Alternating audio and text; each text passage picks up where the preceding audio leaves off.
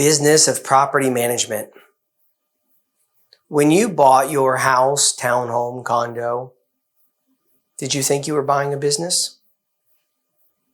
If you purchased an apartment complex, an office building, an industrial property, you probably knew you were purchasing a business.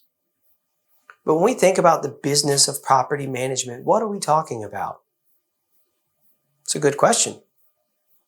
No matter what the original purchase of a property was, once it becomes a rental property, it's a business. There's no choice. There's no option. It's a business. So when we step back for a moment, we think Amazon, Walmart, convenience store, grocery store. These are businesses. These are retail businesses. Well, what's the objective? Well, number one, the owner would like to make some money. You're selling to a customer and you want them to have a good experience. These are key in almost any type of business of your objective. So how does that apply to a property? Well, we would like to make some money. We have a customer. They're the person renting. And we want to keep them happy. Well, how do we do that?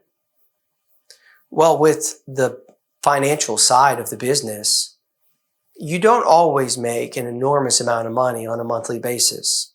Oftentimes, real estate is a long-term investment. What are we hoping to achieve? Well, we want the market to be in a great position, which will help everybody when they sell. But we also want to be able to keep the property at the highest value we can get to. Well, how do we do that? Well, we have to keep the property attractive. The markets change, styles change. And unlike clothing or entertainment that may change much faster, it still changes in real estate. What was attractive in the 50s, 70s, 90s, 2000, not all of that is attractive today. So we have to make adjustments with the market. Tenants change. After COVID, so many people are able to work from home. The workforce has changed quite a bit. We have to keep up with the changing market. Well, the second one, what was number two? Our customer. In this instance, our customer is going to be the renter. Whether they're renting a home to live in or they're renting a property for business, this is our customer. What's our customer looking for? Well, a residential customer is looking for someone to feel comfortable, to feel safe, to be able to provide somewhere for their family to enjoy. For a business customer, maybe it's an office. Maybe it's a retail property. When we get into industrial, maybe it's a larger piece of property for materials and equipment.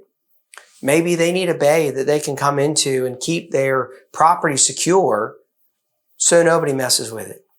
Regardless of the customer, they all have a goal, they all have a purpose, and the property is there to meet that need. So do we understand what our customers are looking for? Do we know who is looking at our property? It's very important.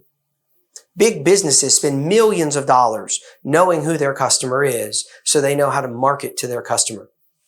Are we any different? No. We just might not have the budget they do. And how do we keep our customer happy? Well, oftentimes, that's not overly complicated. When you come home at the end of the day, what do you want to come home to? A nice property, well taken care of, everything works, looks clean, you like having guests over.